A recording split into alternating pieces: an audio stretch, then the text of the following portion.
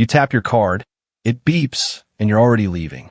In roughly 2 seconds, your payment sprinted through 5 companies, and several took a cut. That beep is an authorization relay, not final money movement. It runs terminal acquirer card network your issuer back with a simple yes or no. First hop, your card or phone talks to the checkout terminal. The terminal's processor forwards the request to the merchant's bank partner, often called the acquirer. Next, the acquirer passes it through a payment network like Visa or MasterCard. The network routes your transaction to the bank that issued your card.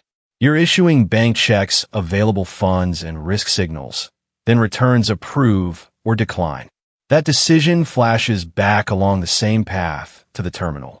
About 2 seconds covers that yes or no loop. Clearing and settlement happen later, often in batches. So the beep is fast feedback, while actual movement between banks catches up after. After approval, the merchant pays a processing charge, often called the merchant discount. It combines interchange to the issuing bank, network assessments, and the acquirer or processor's markup. Interchange is the portion sent to the bank that issued your card, and it's usually the largest slice.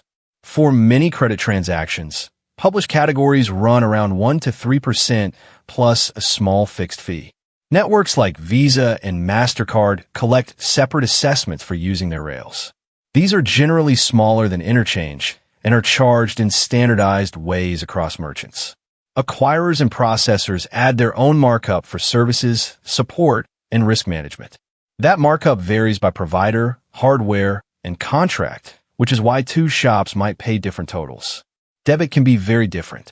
In the U.S., regulated debit caps interchange at 21 cents plus 0.05%, with a 1-cent fraud adjustment when eligible.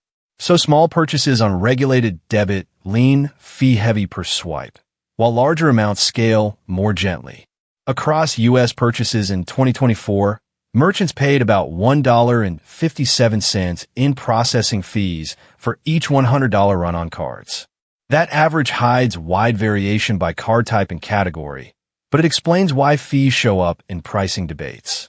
After the yes, transactions queue for clearing as the merchant submits details to be reconciled across institutions. Settlement moves funds between banks later. The beep never meant money already reached the merchant's account. Stores in the U.S. can set a credit card minimum up to $10. That permission doesn't apply to debit, and offering a cash discount is allowed. Per transaction pieces make tiny purchases costly to accept on cards, even when the percentage looks modest.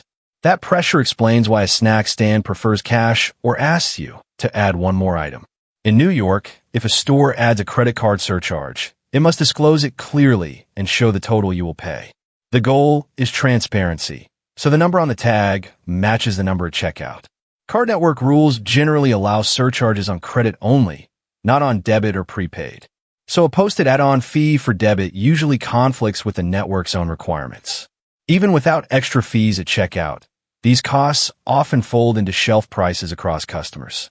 The tap feels free in the moment, while the economics show up quietly in the sticker price. When settlement posts, the store's bank credits a deposit that's already reduced by card processing costs. It's essentially gross card sales minus the fees, so the account sees the net rather than the sticker total. One common reason small shops like cash is straightforward. It avoids card acceptance costs on tiny purchases. Cash has its own handling hassles, but skipping per transaction pieces can matter when margins are thin. Contactless speed doesn't set acceptance pricing. The way a card is presented isn't its own separate fee. Costs hinge more on card type and the merchant's pricing model than on whether you tapped or dipped.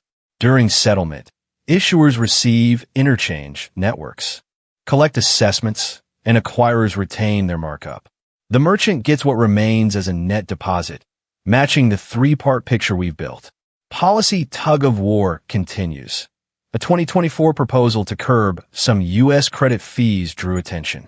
Months later, a federal judge rejected that deal, leaving the broader fight over card costs unresolved. Under the hood, every approved sale runs through that relay and a 3-part fee that businesses plan around. That cost model shows up on receipts and in shelf prices you encounter every week. On your receipt, you'll see price and tax. Card acceptance costs live off receipt in the store's bookkeeping. They function like rent or wages. Overhead the business plans into margins and shelf prices. Published rate tables group transactions by category, restaurant, retail, and more, with different structures. That helps explain why the same checkout total can cost stores differently, depending on their industry. A store that sees more regulated debit usually lands a lower average acceptance cost across sales. Another shop skewing toward credit can face a higher average, even with similar sticker prices. Because a settlement runs later, batch timing influences when deposits show up in the merchant's account. Approval speed clears the line. Accounting timing shapes cash flow behind the counter. To manage acceptance costs, stores pick familiar playbooks, small credit minimums, cash discounts, or absorbing the expense. Each path trades convenience, transparency, and price competitiveness in a different way. Most of the time, acceptance costs aren't itemized at checkout. They're blended into shelf prices across customers. That's why the tap feels free while the economics travel quietly with your groceries and coffee. Processors typically pass issuer interchange and network assessments through to the merchant as part of costs. Their own revenue lives in the acquirer or processor markup, which is why offers from different providers can diverge. Stores often pick between one all-in shelf price and a posted cash discount model, where that approach is permitted.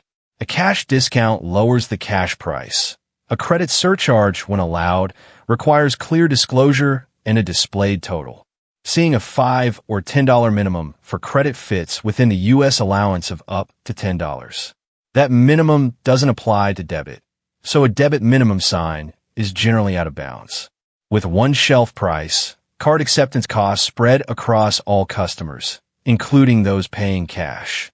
With a cash discount setup, card users see the higher total. Costs get revealed rather than hidden. Merchants usually settle many approved sales together in a batch rather than one by one. Fees are assessed on the settled items, and the bank posts a single net credit for the group. A short version you can share. A tap checks 5 stops, settlement arrives later, and a bundled fee gets planned into prices. That quiet math explains the free feeling at checkout without turning into personal advice.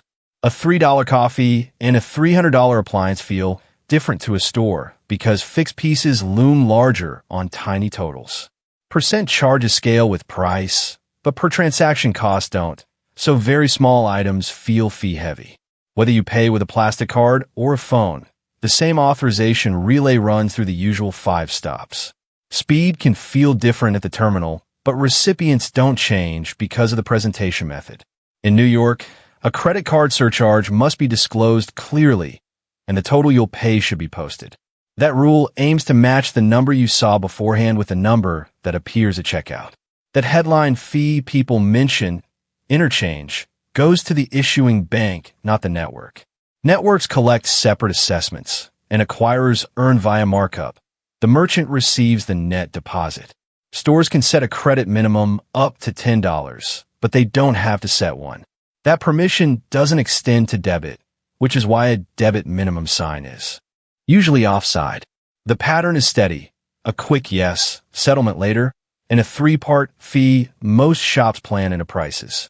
Understanding that pattern helps you read receipts and signs. This is education, not financial advice. In most prices you pay, a small slice quietly funds the payment plumbing that carried your approval. Instead of a fee line, it shows up as slightly different pricing math behind the same posted number. Your best lens is simple. What final amount is shown before you pay?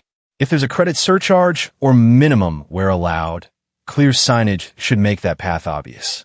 Behind the counter, timing and cost shift with card type, merchant category, provider contracts, and batch schedules.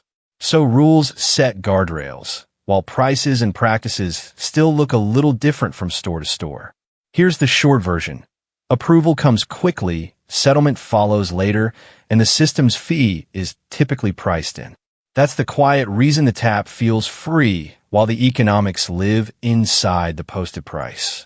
Now, when you hear the beep, you can picture the relay, the later split, and why your receipt rarely shows a fee line. The tap isn't magic. It's a fast yes riding on rails whose cost shows up quietly in prices. Thanks for riding along. This was education, not financial advice. If the beep makes more sense now, share this and tell us what everyday mechanism you want decoded next.